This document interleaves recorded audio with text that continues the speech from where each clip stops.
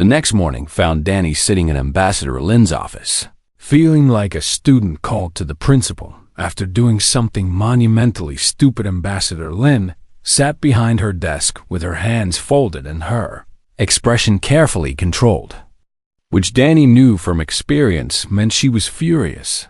"Let me make sure I understand this correctly," she said in a voice that was terrifyingly calm. "You proposed marriage to a Valorian noble as a joke." "I did not know it was a proposal," Danny protested weakly. "I was just trying to be friendly." "Friendly," Lin repeated. "You were being friendly when you offered to be her partner." "I meant pretend partner, like a fake date to make her family leave her alone. Humans do that all the time." Lin closed her eyes and took a deep breath.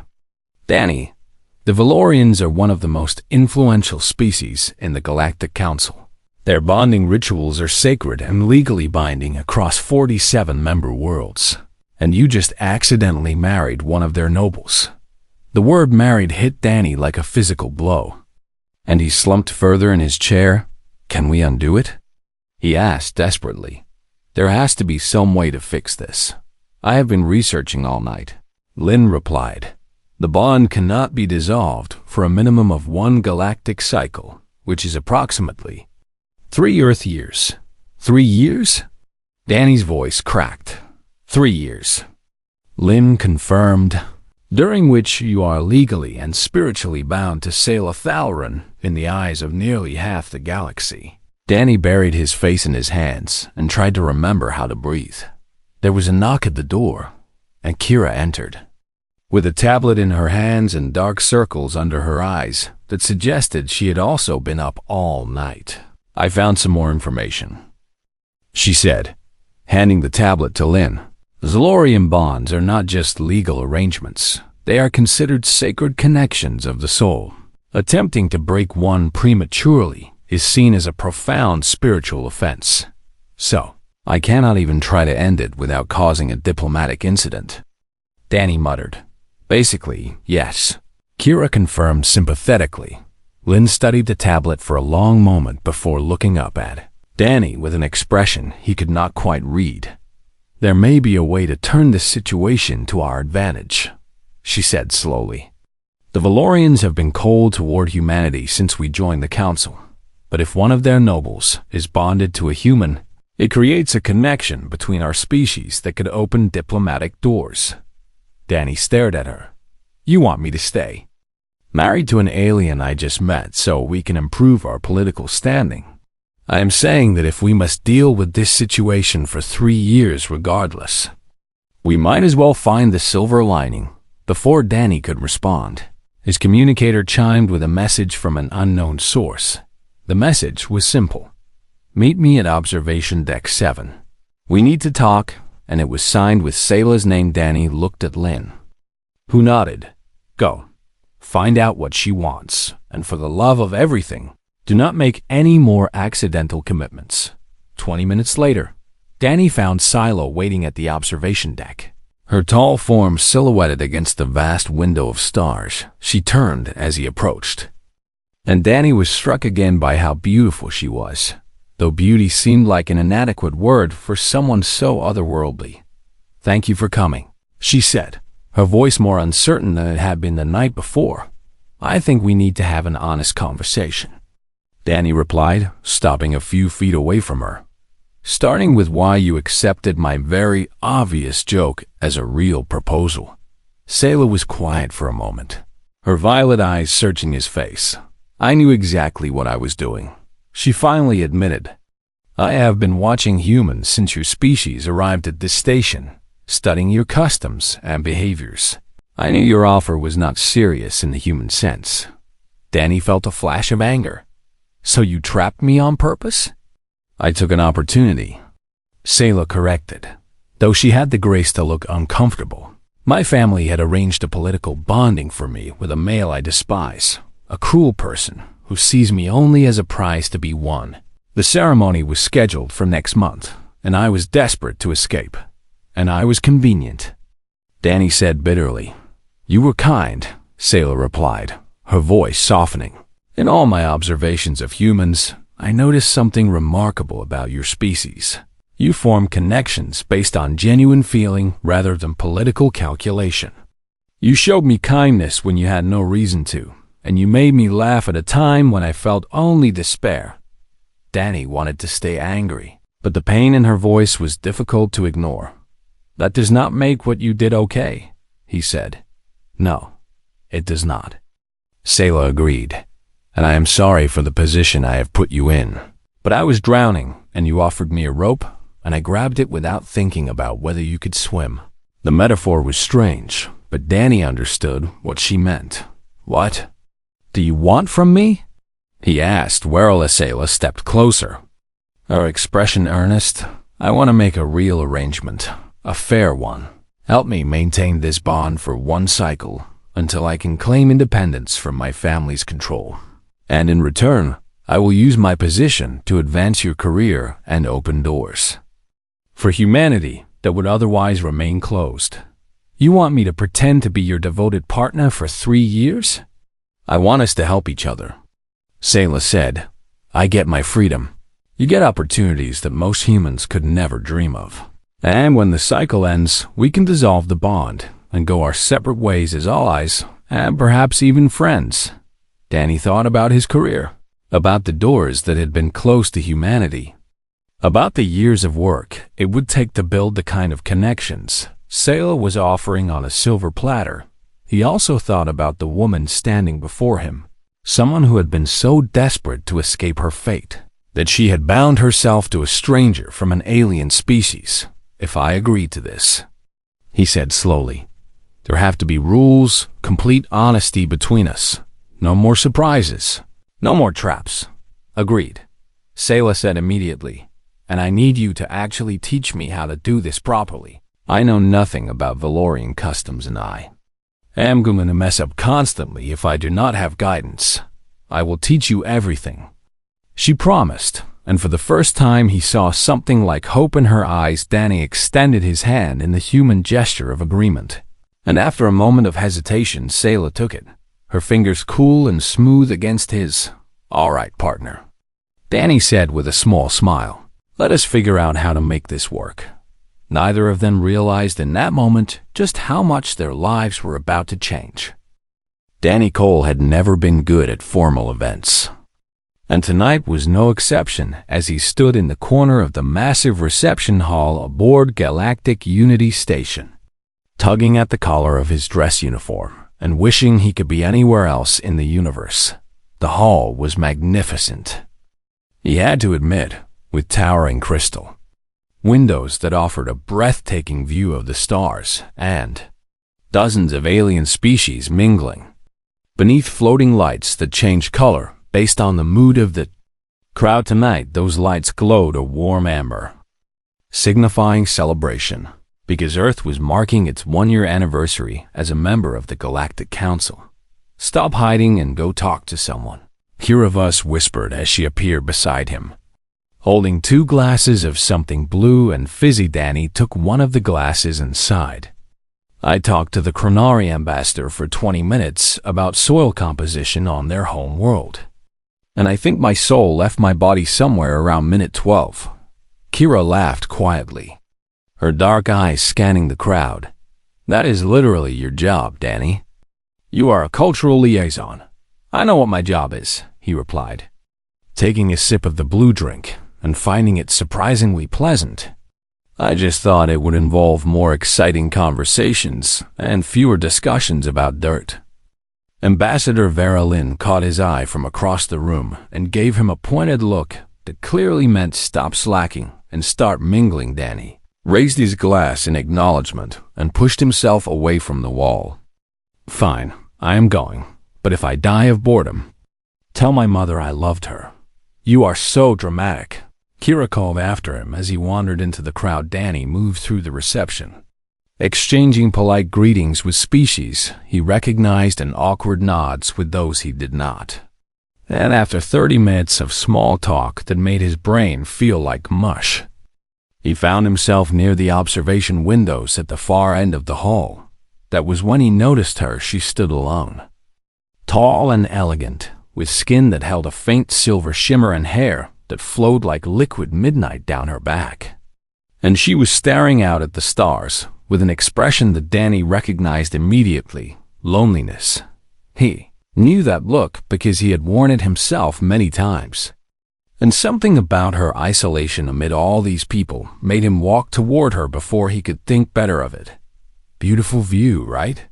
he said as he stopped beside her. Keeping his tone casual and friendly, she turned to look at him. And her eyes were remarkable, a deep violet that seemed to hold entire galaxies within them. And for a moment, Danny forgot how to form words. "Yes," she replied, her voice carrying a musical quality that was pleasant to hear. "Though I find I prefer observing the stars to observing the crowd." Danny grinned. "That makes two of us, honestly. I've been looking for an escape route for the past hour." A flicker of something crossed her face, perhaps surprise at his honesty. "You do not enjoy these gatherings?" "I enjoy talking to people," Danny said, "but these formal events always feel so stiff. Everyone performing instead of actually connecting, you know?" She tilted her head slightly, stunning him with those incredible eyes. "I am Selah Thauron of the Valorian people. Danny Cole." "Human, obviously," he replied with a small wave at himself. "Though I guess that was already clear. I have not spoken with many humans," Selah admitted. "Your species is still quite new to the galactic community. We are the new kids trying to figure out where we fit." Danny agreed. "It is intimidating, to be honest. Everyone else has been doing this for thousands of years, and we are just stumbling around hoping we do not accidentally start a war by using the wrong fork at dinner." Selah made a sound that might have been a laugh. Soft and brief. "You are different from what I expected." "Shorter?" Danny guessed. "More honest," she corrected. "Most beings at these events speak only in careful words designed to reveal nothing." Danny shrugged. "Life is too short for that. At least for humans it is. We only get about 80 years if we are lucky. So wasting time on pretense feels like a bad investment." They stood in comfortable silence for a moment, watching the stars together. And Danny found himself genuinely curious about this alien woman who seemed so out of place. "Can I ask why you are hiding over here?" he ventured. "You seem like you would be important enough to be in the middle of all that." Selah's expression shifted, becoming guarded. "I am here because my family required my presence. Not because I wish to attend. Family obligations." Danny nodded sympathetically. "I understand that. I doubt you do," Selah said quietly. "Among my people, I am considered a failure because I have no bond companion, number partner to complete my social standing. My family finds this shameful, and they have arranged a political bonding for me that I do not want." The pain in her voice was unmistakable, and Danny felt a genuine pang of sympathy. "That sounds awful," he said honestly.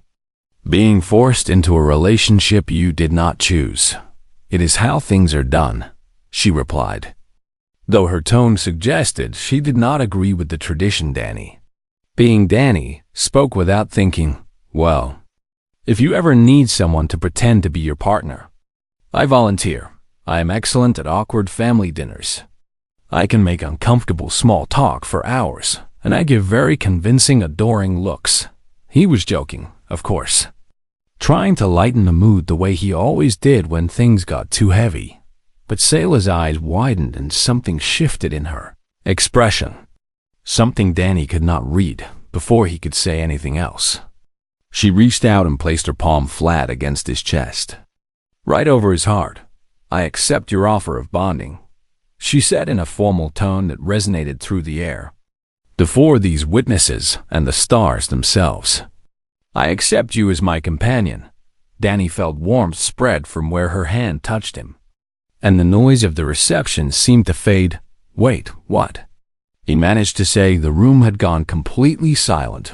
Every Valorian in the hall had turned to stare at them, their expressions ranging from shock to outrage to fascination. Danny looked around in confusion and spotted Kira with her mouth hanging open, and Ambassador Lin pushing through the crowd with a look of barely controlled panic. "Selah," Danny said carefully, What just happened? An elderly Valorian male approached them, his silver robes marking him as someone of importance. And he studied Danny with an expression that was difficult to interpret.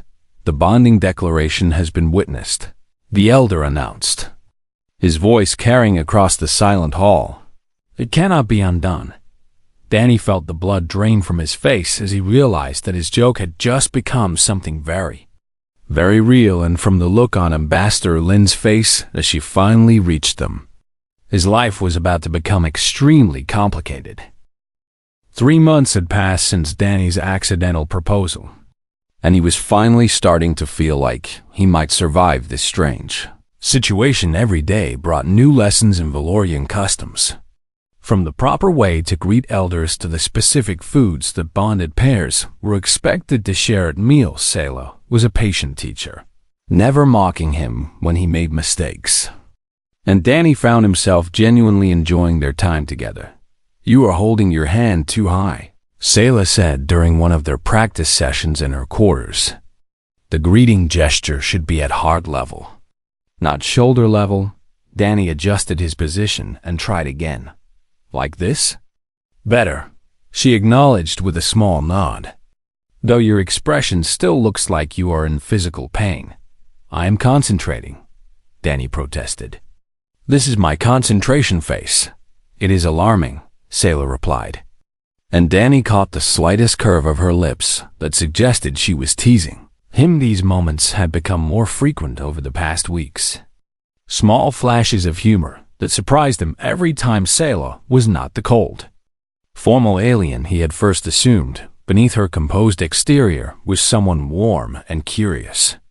Someone who asked endless questions about human culture and laughed at his terrible jokes. Danny found himself looking forward to their lessons in a way that made him slightly nervous. One evening, Kira caught him smiling at his communicator after receiving a message from Sayla about their dinner plans. You like her? Kira said with a knowing grin. She is my bond partner. I am supposed to like her, Danny replied. Perhaps too quickly. I meant you actually like her, not just pretending for the arrangement. Danny did not have a good response to that. The first real test of their partnership came when Sayla's cousin arrived at the station. Torvak Maurin was tall even by Valorian standards, with sharp features and sharper eyes that seemed to miss nothing. My family sent him to investigate, Sayla explained quietly to Danny before the meeting. They want to know if our bond is genuine. What happens if he decides it is not? Danny asked. Then my family will petition to have it dissolved on grounds of deception, and I will be forced into the political bonding they originally arranged. The stakes were suddenly very real. Torvak was polite but watchful, joining them for meals and observing their interactions with an intensity that made Danny's skin crawl. He is testing us constantly, Danny whispered to Sayla after a particularly tense dinner. Every question is designed to trip us up. I know, Sayla replied. We must be more convincing. Being more convincing meant more public displays of affection, more time spent in close proximity, more moments where Danny had to pretend that touching Sayla was just an act. The problem was that somewhere along the way, it had stopped being an act. He noticed things about her now. The way she tilted her head when she was curious, the subtle glow her skin took on when she was happy, the sound of her laugh when she let herself relax. Danny was falling for her, and he had no idea if she felt the same. The final test came at a Valorian remembrance ceremony, a sacred event where bonded pairs were expected to share their deepest memories. There is something you should know, Sayla told him the night before. Valorians have limited psychic abilities with those they are bonded to. During the ceremony, we will be able to share memories directly. Danny felt ice in his stomach. You mean you will see inside my head? Only what you choose to share, Sayla assured him. But it must be a genuine memory, something painful and real, or the elders will know we are deceiving them. Danny spent a sleepless night thinking about what memory to share. He had buried his pain deep, never talking about it, never letting anyone see the wound that had never fully healed when the ceremony began. Danny and Sayla knelt facing each other in a circle of Valorian elders. With Torvak watching from the shadow, Sayla placed her hands on either side of Danny's face. And her touch was gentle, almost tender. "Open your mind to me," she whispered, "and I will open mine to you."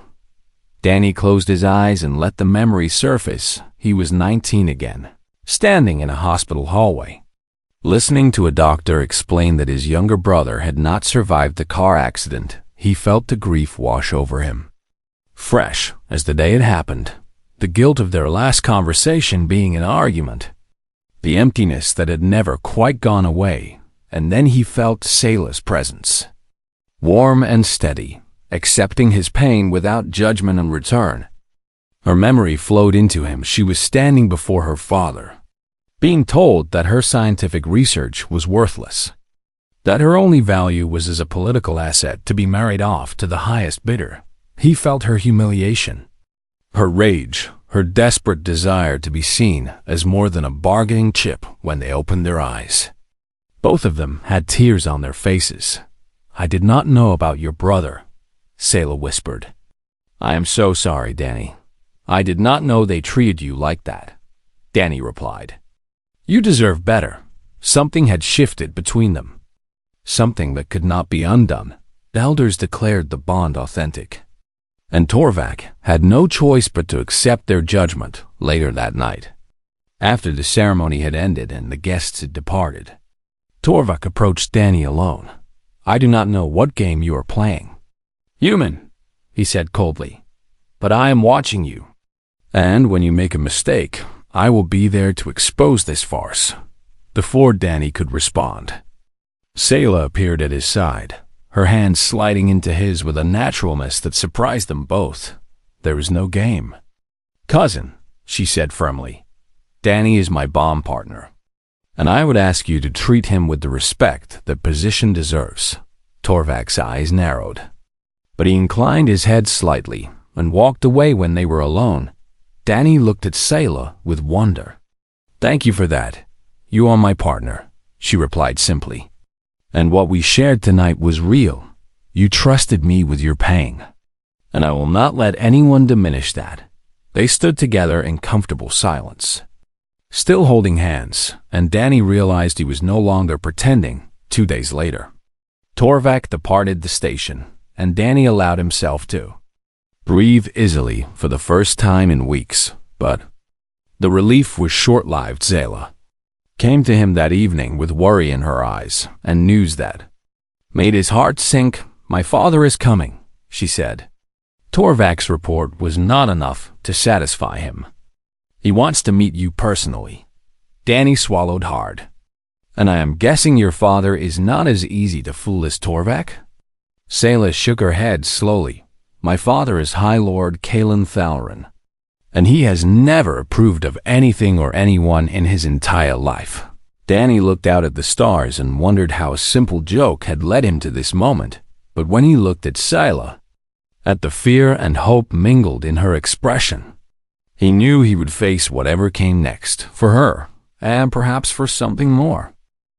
High Lord Kalen Thalrin arrived at Galactic Unity Station with a delegation of 20 Valorian nobles and an air of superiority that could be felt from 3 corridors away. Danny stood beside Sayla in the docking bay, wearing his finest dress uniform and trying not to look as terrified as he felt. "Remember," Sayla whispered, "do not show fear. He respects strength above all else."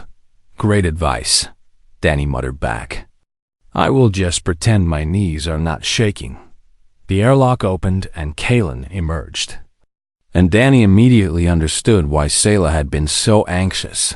The High Lord was imposing in every sense of the word, taller than any Valorian Danny had met, with silver hair swept back from a face that seemed carved from stone and eyes that held no warmth whatsoever. He looked at Danny the way someone might look at an insect that had crawled onto their dinner plate. "Father," Sayla said, bowing her head in formal greeting. "Welcome to the station." Kalen barely acknowledged her. his attention fixed on Danny with an intensity that made the human want to flee. "So this is the creature my daughter has bound herself to," he said, his voice dripping with disdain. "I expected more. Though I am not certain why." Danny straightened his spine and met the High Lord's gaze. "It is an honor to meet you, High Lord. Sayla has told me much about her family." "Has she?" Kalen replied flatly. "I doubt she mentioned how disappointed we are in her choices." The insult hung in the air, and Danny felt anger flicker in his chest. "With respect, High Lord, Sayla is one of the most remarkable people I have ever known. Any family should be proud to have her." Something flickered in Kalen's eyes. Surprise, perhaps. But it was gone before Danny could be certain. "We shall see," the High Lord said, and swept past them without another word. The following days were a nightmare. Kalen seemed determined to prove that Danny was unworthy of his daughter, subjecting him to constant tests and public humiliations designed to break his spirit at a formal dinner. Kalen made poignant comments about human lifespans being so short that Danny would be dead before Sayla reached middle age. Danny responded by noting that humans valued quality of time over quantity, and that he intended to make every year count at a diplomatic meeting. Kalen questioned Danny's education and credentials in front of a dozen alien ambassadors. Danny calmly listed his qualifications and accomplishments, refusing to be intimidated, but the worst moment came when Kalen requested a private meeting with Danny. "Just the two of them? I will be direct with you, human," Kalen said, standing by the window of his guest quarters with his back to Danny. "I am prepared to offer you considerable wealth, a position of importance on one of your human colony worlds, and the gratitude of House Thalaran. If you will admit that this bond was a mistake and release my daughter willingly." Danny stared at the High Lord's back. "You want me to abandon Sayla?" "I want you to recognize that you do not belong in our world." Kalen turned to face him. "Humans are children playing at civilization. You have been traveling among the stars for barely a century, while my people have watched empires rise and fall for millennia. You cannot possibly understand what you have stumbled into." "Maybe not," Danny admitted. "But I understand your daughter. I understand that she is brilliant and kind and brave. And I understand that you have spent her whole life treating her like property instead of a person." Kalen's expression hardened. "You dare speak to me of my own child?" "Someone needs to," Danny replied, surprised by his own boldness, "because from what I have seen, you have never actually listened to what she wants or who she is."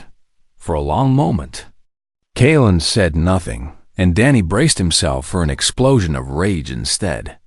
The High Lord simply said, "Leave my sight," and turned back to the window. Danny left, uncertain whether he had just made things better or catastrophically worse. The next day brought the Trade Summit, a major gathering of species to negotiate economic agreements, and tensions were running high. Dispute had erupted between the Kronari and the Deshan delegations over mining rights in a contested system, and voices were rising to dangerous levels. Danny watched from the sidelines as diplomats failed to calm the situation. And then he saw Kalen speak quietly to Ambassador Lena a moment later. Lynn approached Danny with a grim expression. "The High Lord has suggested you as a neutral mediator for this dispute," she said. "Me?" Danny's stomach dropped. "He is setting me up to fail." "Almost certainly," Lynn agreed. "But if you refuse, it will reflect poorly on humanity." "We have no choice." Danny walked into the center of the council chamber, feeling like a man approaching his own execution. The Kronari ambassador was a massive being with 4 arms and a rumbling voice, and the Deshan representative was slender and cold. With calculating eyes, both looked at Danny with obvious skepticism. Why should we accept mediation from a species that has barely mastered space travel? The Kronari demanded. Danny took a breath and decided to try something different. "You are right," he said. "Humans are new to all of this. We do not have thousands of years of history with either of your species. We have no stake in your dispute beyond wanting to see it resolved peacefully. That is not a qualification, the Deshan said. Actually, I think it is, Danny replied. You have been arguing with each other for so long that you have forgotten how to listen. Maybe you need someone who is not carrying all that baggage. Someone who can just hear what you actually need instead of what you are demanding. The chamber fell silent. What do you propose? The Chronari asked grudgingly. Danny spent the next 3 hours doing what he did best. Talking to people and actually listening to their answers. He learned that the Chronari needed the minerals for medical technology that could save thousands of lives on their home world. He learned that the Deshans were not greedy for resources, but terrified of losing access to the system that had been their primary source of energy for generations. Neither side had understood what the other truly needed by the end of the day. Danny had helped them craft an agreement that gave the Chronari access to the minerals they needed while guaranteeing the Deshans' continued energy rights. The chamber erupted in surprised applause, and Danny found himself being congratulated by ambassadors who had barely acknowledged his existence before. When he looked for Kalen, the High Lord's expression was unreadable that evening. Sayla found Danny on the observation deck, staring at the stars. You were magnificent today, she said softly. Coming to stand beside him, I just listened to them, Danny replied. It was not complicated. It was extraordinary, Sayla corrected. No one else thought to simply ask what they really wanted. Later that night, Kalen confronted Sayla privately, demanding that she return home and leave the human behind. Danny was not supposed to hear the conversation, but he was walking past when Sayla's voice rang out clearly. No, Father, she said, and Danny froze in his tracks. For the first time in my life, I am choosing my own path, and I choose to stay with Danny. Danny's heart swelled with something he could no longer deny. Sayla had chosen him, and he knew in that moment that he would do anything to be worthy of that choice. 6 months had passed since Kalen's departure from the station, and Danny had never been happier. He and Sayla had stopped pretending somewhere along the way, their arranged partnership transforming into something genuine and deep. Though neither of them had spoken those feelings aloud, they shared meals together, walked the observation decks together, and fell into a rhythm that felt as natural as breathing, but they had not said the words. Both of them too afraid to break the delicate balance they had built. You are staring at her again, Kira observed during a break in Danny's work shift. I am not staring, Danny protested weakly. You absolutely are, and it is adorable and slightly pathetic. Just tell her how you feel. Danny shook his head. What if she does not feel the same way? What if this is still just an arrangement to her? Then you are both idiots, Kira replied, because she looks at you the exact same way you look at her. Before Danny could respond, an alert blared through the station, and everything changed. A radical faction within Valorian society had been growing in power. A group that believed any bond between Valorians and lesser species was an abomination that must be purged. They had smuggled operatives onto the station, and their target was Danny. The attack came without warning. Danny was walking through a corridor when a figure emerged from a side passage, moving with deadly speed and wielding a weapon that crackled with energy. Training and instinct took over, and Danny dove to the side, the blast scorching the wall where he had been standing. He ran, his heart pounding, knowing he could not outrun a Valorian for long. The assassin pursued him through the station, and Danny ducked through doorways and scrambled around corners. Desperately trying to reach a security checkpoint, he rounded a corner and found himself in a dead end, the assassin blocking his only escape. Your existence is an insult to our species, the assassin said, raising the weapon. The bond must be cleansed. Danny braced himself for the end, and then Sayla was there, appearing from nowhere, throwing herself between Danny and the assassin just as the weapon fired. The blast caught her in the side, and she crumpled to the floor. "No!"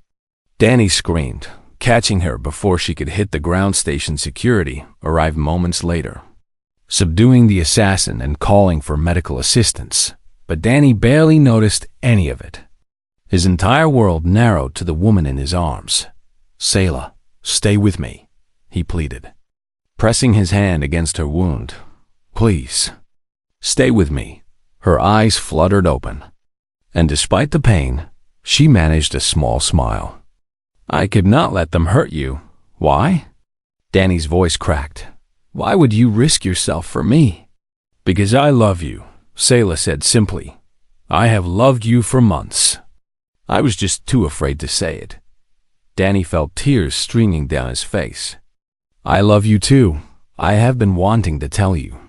I was scared that you did not feel the same. We are both fools," Sayla whispered. And then her eyes closed. The medical team arrived and rushed her to the station's hospital. And Danny was not allowed to follow. He spent the longest hours of his life pacing the waiting area, refusing to eat or sleep, refusing to do anything except wait for news. Kira sat with him, saying nothing but offering her presence as Comfort Ambassador Lin came by to update him on the investigation. The radical faction had been identified and arrests were being made across Valorian space, but Danny did not care about politics or investigations or anything except the woman fighting for her life. Finally, after an eternity, a doctor emerged with news that made Danny's legs nearly give out. Sayla would survive. The wound had been serious but not fatal, and she would make a full recovery. Danny entered her room to find her awake, pale but alive, and the most beautiful thing he had ever seen. "You scared me," he said, taking her hand gently. "Do not ever do that again." "I make no promises," Sayla replied. "If anyone threatens you, I will respond the same way." Danny leaned down and kissed her forehead. "Then, I will just have to make sure no one threatens me." News of Sayla's sacrifice spread quickly in Valorian culture. The protective instinct she had displayed was considered the deepest proof of a true bond, something that could not be faked or manufactured. The Valorian High Council officially declared their bond authentic beyond any doubt, and the declaration carried weight that even Kaylin could not dispute. When Sayla was well enough to leave the hospital, she found a message from her father waiting. It was brief and formal, acknowledging Danny as her legitimate bond partner and granting her full independence from family obligations. "He accepted it," Sayla said, wonder in her voice. "He actually accepted it. How do you feel?" Danny asked. Sayla considered the question. "Free. For the first time in my life, I feel truly free." Months later, as the required cycle neared its end, Danny and Sayla faced a choice. Their arrangement had technically been for one galactic cycle, after which they could dissolve the bond and go their separate ways. Ambassador Lin arranged a small ceremony where they could officially end the bond if they wished instead. Danny and Sayla stood before their friends and colleagues and renewed their bond voluntarily, this time with full intention and open hearts. "I choose you," Danny said, placing his hand over Sayla's heart. "Not because of accidents or arrangements, but because you are the person I want to spend my life with. I choose you," Sayla replied, mirroring his gesture. "Not to escape my family, but because you showed me what love truly means," Kira cried. Ambassador Lin smiled, and even Torvak, who had returned for the ceremony, offered a grudging nod of respect at the reception afterward. Danny raised a glass and made a joke about proposing more often since it had worked out so well the first time. Sayla responded that one accidental proposal was sufficient, and she had no intention of sharing him with anyone else as they danced together beneath the floating lights. Danny reflected on how strange fate could be. Single joke, spoken without thought, had led him to the love of his life, and in that moment, surrounded by friends and holding Sayla close, he understood something profound. Humanity's greatest strength had never been technology or military might. It was their capacity for connection, for seeing past differences to the person beneath, for taking wild chances and following their hearts. Even when logic said otherwise, the galaxy was vast and full of species who had mastered the stars for millennia, but perhaps what they needed most was a reminder that sometimes the most meaningful bonds began with a simple act of kindness and maybe, just maybe, a really good joke. Danny smiled and pulled Sayla closer, grateful beyond measure for the accident that had become the greatest gift of his life. And as the stars wheeled slowly past the observation windows, two hearts that had found each other across the vastness of space beat together as one.